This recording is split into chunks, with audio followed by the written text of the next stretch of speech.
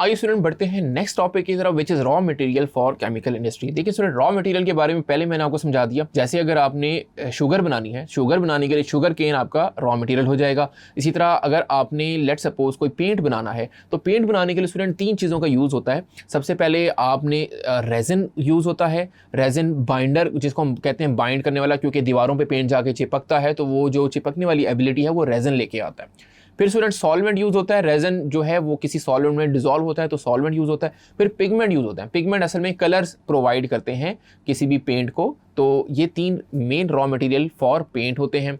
इसी तरह स्टूडेंट आप अगर रॉ मटेरियल को सिंपल वे में घर में भी आप सोच सकते हैं कि लेट्स सपोज अगर आपने मैंगो शेक बनाना है तो मैंगो शेक बनाने के लिए आपके रॉ मटेरियल क्या हो जाएंगे? आपके रॉ मटेरियल मैंगोज ऑब्वियसली, फिर मिल्क हो जाएगा, आपका आइस हो जाएगी और चीनी हो जाएगी। तो ये सबको आप मिलाएं तो आपका फाइनल प्रोडक्ट मैंगो शेक तैयार हो जाता है। तो स्टूडेंट रॉ मटेरियल हर वो चीज़ होती है जो कि प्रोडक्ट बनाने के लिए जिनका यूज़ होता है। होपफुली आप समझ गए होंगे। अब हम रॉ मटेरियल केमिकल इंडस्ट्री के लिए हासिल कहाँ से करते हैं? तो उसमें पहला जो रॉ मटेरियल है वो है एटमॉस्फेयर।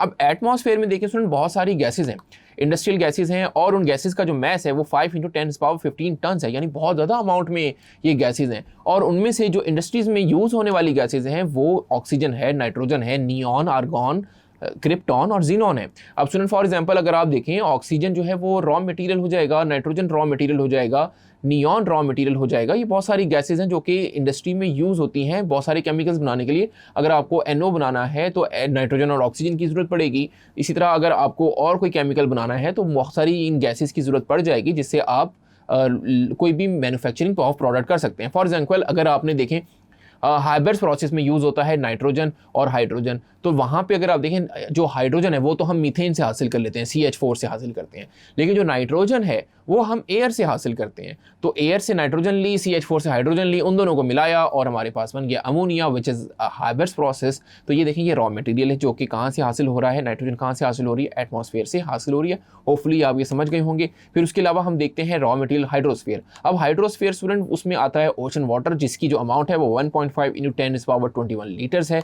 तो बहुत सारे जो सी वाटर है उसमें बहुत सारा सोर्स है जिसमें NaCl हासिल होता है, आपको मैग्नीशियम हासिल होता है, ब्रोमीन हासिल होता है। और इटसेल्फ सी वाटर जो है, वाटर भी क्योंकि उसका फॉर्मूला H2O है तो वाटर भी बहुत सारी चीज़ उसमें अगर आप इलेक्ट्रोलिसिस कर लें तो हाइड्रोजन और ऑक्सीजन को आप अलग कर सकते हैं, तो वो आपके काफ़ी सारे रॉ मटेरियल के तौर पे यूज़ हो सकता है। सो होपफुली आपको क्लियर हो गया होगा कि हाइड्रोस्फीयर कैसे अपना रोल प्ले कर रहा है इन रॉ मटेरियल।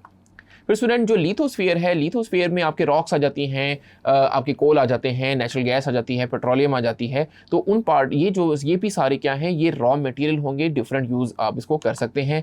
बायोस्फीयर स्टूडेंट्स वो एरिया होता है जहाँ पे आपके लिविंग ऑर्गेनिज्म पाए जाते हैं, जहाँ पे लाइफ होती है। तो वेजिटेशन और एनिमल जो है वो रॉ मटेरियल प्रोवाइड करते हैं एग्रो बेस्ड इंडस्ट्री के लिए। तो ये बहुत सारी चीज़ें आप समझ जाएंगे कि रॉ मटेरियल फॉर ये इसको हम कहेंगे raw material from biosphere. So hopefully आपको रॉ मटेरियल समझ आगे होंगे कि जिनका डिफरेंट सोर्सेज क्या है, कहाँ से केमिकल इंडस्ट्री के लिए किस तरीके से रॉ मटेरियल हासिल होते हैं।